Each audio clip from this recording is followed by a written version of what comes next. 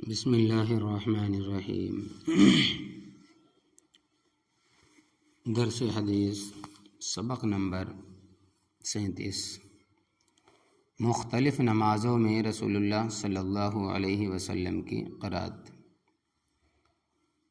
فرماتے ہیں کہ حضرت سلیمان ابن یسار تابعی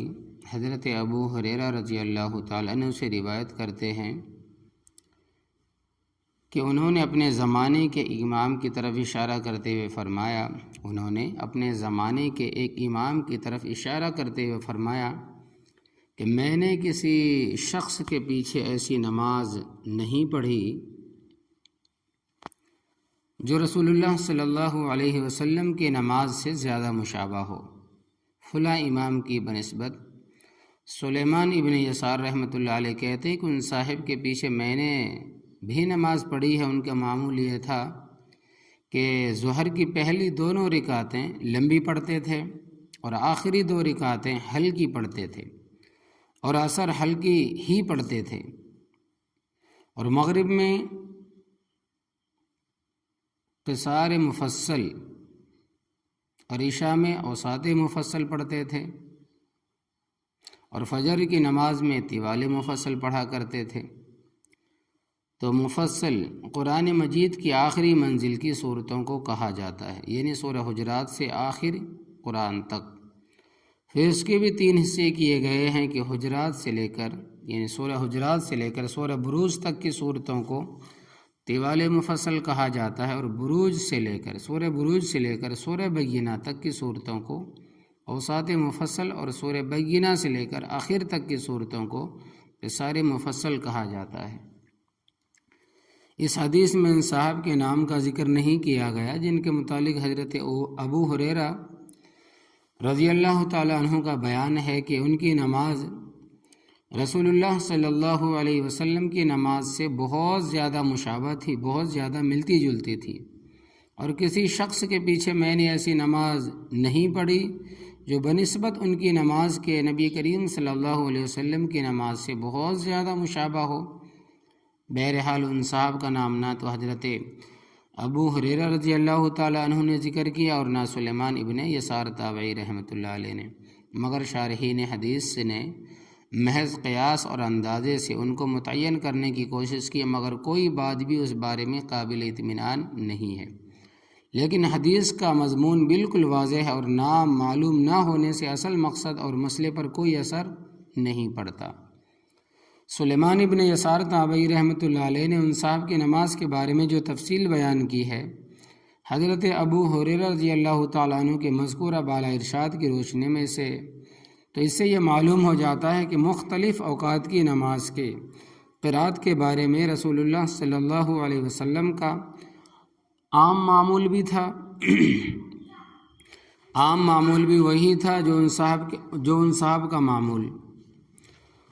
سلیمان ابن یسار نے بیان کیا ہے کہ یعنی ظہر کی نماز میں تطویل، عصر میں تخفیف، مغرب میں قصار مفصل، عشاء میں اوساط مفصل، فجر میں طوال مفصل۔ حضرت عمر رضی اللہ تعالیٰ عنہ نے اس بارے میں حضرت ابو موسیٰ اشعری رضی اللہ تعالیٰ عنہ کو جو خط لکھا تھا، اس میں بھی مختلف اوقات کی نمازوں کی قرات کے بارے میں یہی ہدایت کی گئی کہ مصنف عبد الرزاق میں سند کے ساتھ حضرت عمر رضی اللہ تعالیٰ عنہ کے اس خط کا ذکر ان الفاظ میں کیا گیا ہے کہ حضرت عمر رضی اللہ تعالیٰ عنہ نے حضرت ابو موسیٰ اشعری رضی اللہ تعالیٰ عنہ کو خط لکھا تھا کہ مغرب کی نماز میں قصار مفصل، عشاء میں اوساط مفصل اور فجر میں طوال مفصل پڑھا کرو، اور امام ترمذی نے اسی خط کا حوالہ دیتے ہوئے ظہر میں اوساط مفصل پڑھنے کی ہدایت کا ذکر کیا ہے۔ جامع ترمذی کی روایت ہے۔ ظاہر ہے کہ حضرت عمر رضی اللہ تعالیٰ عنہ نے یہ ہدایت تبھی فرمائی ہوگی جب رسول اللہ صلی اللہ علیہ وسلم کی قولی اور عملی تعلیم سے انہوں نے ایسا ہی سمجھا ہوگا۔ اسی بنا پر اکثر ائمہ مجتہدین نے مختلف اوقات کی نمازوں میں قرات کے مقدار کے بارے میں حضرت عمر رضی اللہ تعالیٰ عنہ کے اس خط کو خاص رہنما مان کر اسی کے مطابق عمل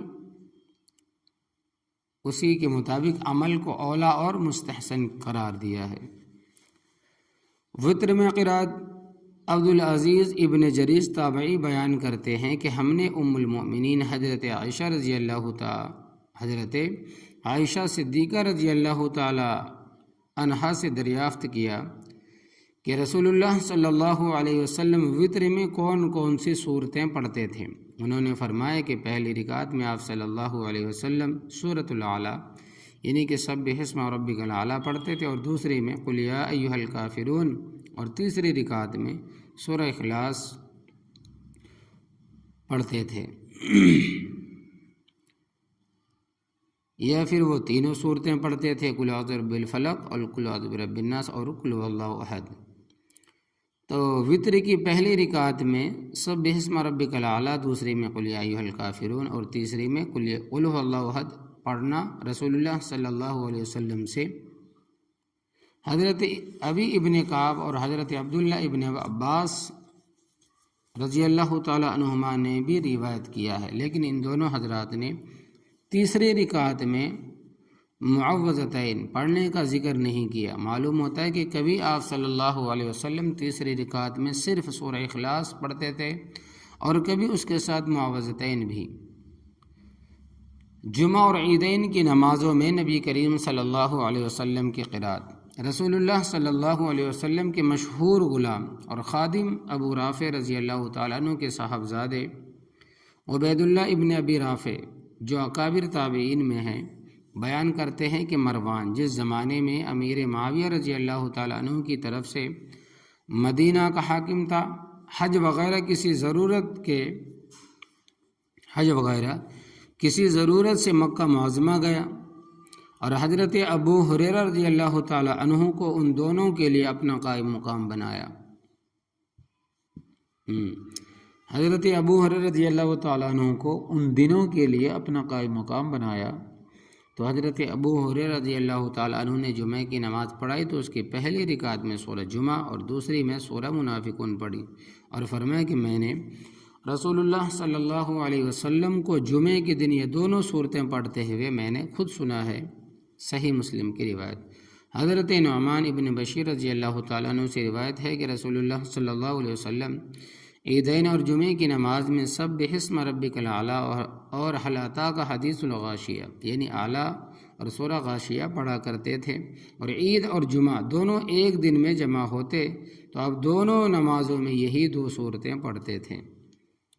اگر خدا نخواستہ کبھی ایک ہی دن میں جمعہ بھی اور عید بھی آ جاتے تو دونوں